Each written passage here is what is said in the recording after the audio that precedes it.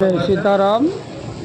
ये बर्फानी आश्रम में राजनांदगांव में बर्फानी दादाजी के द्वारा ये अनुष्ठान शुरू कराया गया था।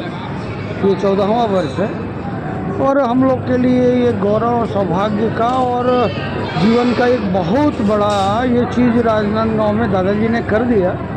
और उसके लिए पात्रता के रूप में उन्होंने जो कुलवीर छाबड़ा जी को चयन किया वो एक मील का पत्थर साबित हो रहा है। और ये इतनी बड़ा कार्य है, ये महायज्ञ है। 10 महाविद्या का श्री विद्या का अनुष्ठान करना वैशाख मास में, ये अपने आप में अद्वितीय चीज़ है। दादाजी बताया करते थे कि आदि शंकराचार्य की श्रृंखला में ये कार्य हुआ करता था।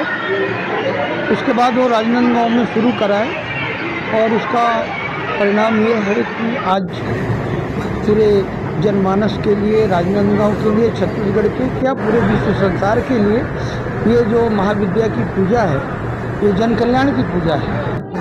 व्यक्ति के अंदर में जो ऊर्जा का स्रोत आएगा, उसका जो विकास होगा, उसका आत्मिक मानसिक जो विकास होगा वो अलग चीज़ है। और इसके माध्यम से जो ऊर्जा वाइब्रेट होती है उससे हर एक व्यक्ति को, हर एक जीव को इसका लाभ मिलता है।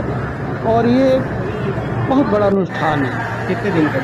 ये 15 दिन पूरा हुआ। वैसे कम से शुरू होता है पर इसकी पुण्य फल लेने के लिए अक्षय तृतीया से शुरू करते हैं और बुद्ध पूर्णिमा को इसका ये समापन कार्यक्रम होता है।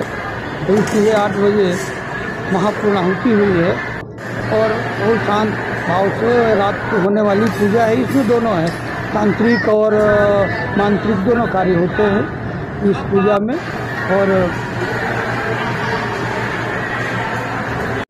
गुरु की कृपा है, उन्होंने जो निर्देश दिया उसका पालन करना है। ये जन कल्याण के लिए मंदिर बनाए गए, पूजा पाठ अनुष्ठान जो होते हैं जन कल्याण के लिए, तो उनकी कृपा से ये पूजा चल रही है। कितना दिन का ये अनुष्ठान होता है? किस तरह से इसमें विधियाँ होती, किस तरह से पूजा होता है? मध्यरात्रि का क्या, सुबह का, उसके बारे में? 15 रात की पूजा है ये। और ये महाशक्तियों महाविद्याओं की माँ भगवती ललिता राजराजेश्वरी महात्रिपुर सुंदरी की पूजा अर्चना है, जो एक कामाख्या तंत्र है। और माता रानी की पूजा करने का अवसर मिलता है दादाजी की कृपा से। उद्देश्य क्या होता है इस पूजा? जन कल्याण के लिए उन्होंने कहा है कि ये सब करते रहें और लोगों का यहाँ आए और कल्याण हो। जो उन्होंने कहा वो काम कर रहे हैं। आपको ये अवसर मिला इस पूजा को पूरा करने का, आप कैसा अनुभूति करते हैं? मैं सौभाग्यशाली हूँ इस मामले में कि निश्चित रूप से इस सेवा का अवसर और पात्र मुझे चुना गया है। पूजा हम लोग नहीं करते, पूजा तो करते दादाजी हैं, हम लोग तो माध्यम हैं। क्योंकि इतनी बड़ी पूजा जो है निश्चित रूप से हम माध्यम है और पूजा वही कर रहे हैं। ये विगत 14 साल से हो रही है। बैसाख पूजा के नाम से जानी जाती है। आखाती जगती के दिन से शुरू होकर बुद्ध पूनम के दिन समापन होता है इनका, जिसमें ना सिर्फ राजनांदगांव छत्तीसगढ़ बल्कि पूरे भारत से लोग यहाँ पर आते हैं। अभी आप देख रहे हैं जैसे कि यहाँ पे हमारी 13 कन्याओं का पूजन हो रहा है। आज समापन था, अभिषेक के बाद पूजन हो रहा है। और नीचे हॉल में हमारे पास कम से कम 2 से 2,500 बच्चियाँ हैं जिनका कन्या पूजन होता है और भंडारा प्राप्त करती हैं प्रसाद में। जी, लास्ट 14 सालों से ये चल रहा है माता रानी की असीम कृपा से। जी, डिम्पल खाल। जय सीताराम।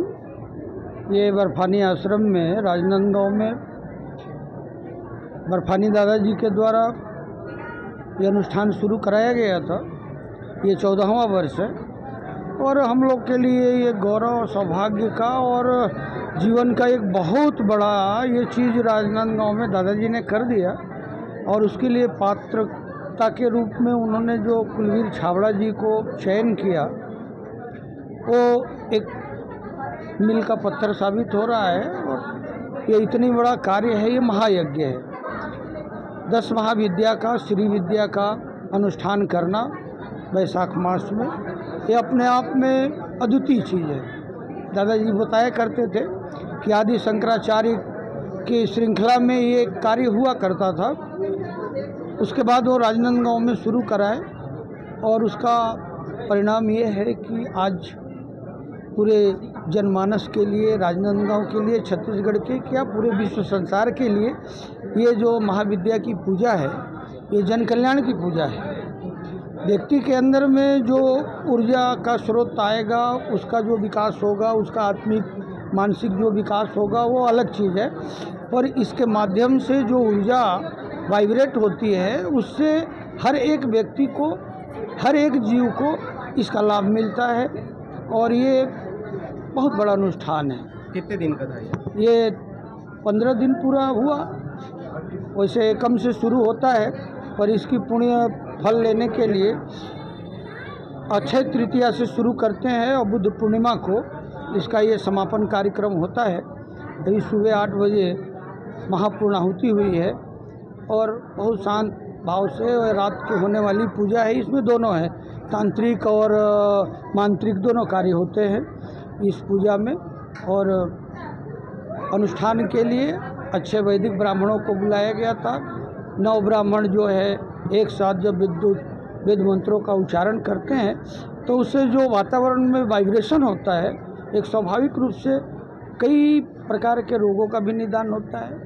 प्रकृति में कई परिवर्तन भी होते हैं। सुख शांति के लिए प्रार्थना की जाती है और शिव की शक्तियाँ हैं, ये देवियाँ हैं। सब देवियों के बारे में यदि आप ध्यान से देखेंगे तो काली का अपना स्वरूप है, उनका प्रकट होने का प्राकट्य का अलग स्वरूप है, तारा माँ का अलग है, भुवनेश्वरी, छिन्नमस्तिका, इस प्रकार 12 देवियों का अपना अपना जो इनका प्रादुर्भाव हुआ था वो जन कल्याण के लिए हुआ था, समाज के लिए हुआ था, राष्ट्र के लिए हुआ था। तो हर देश काल वातावरण परिस्थितियों के अनुसार जो घटनाएं घटती है तो हमारी सनातन संस्कृति में उसका एक अच्छा स्वरूप दिया गया है कि जिसका पालन करते हुए हम सब आने वाली पीढ़ियां यदि उसका अनुसरण करें, उसका पालन करें तो स्वाभाविक रूप से समाज का भी कल्याण होगा, स्वयं का भी उत्थान होगा, आने वाली पीढ़ी को भी मार्गदर्शन मिलेगा और हमारी जो परंपरा है अक्षुण्य परंपरा है। बाकी देश विदेशों की अन्य संस्कृतियाँ मिटती रहती है,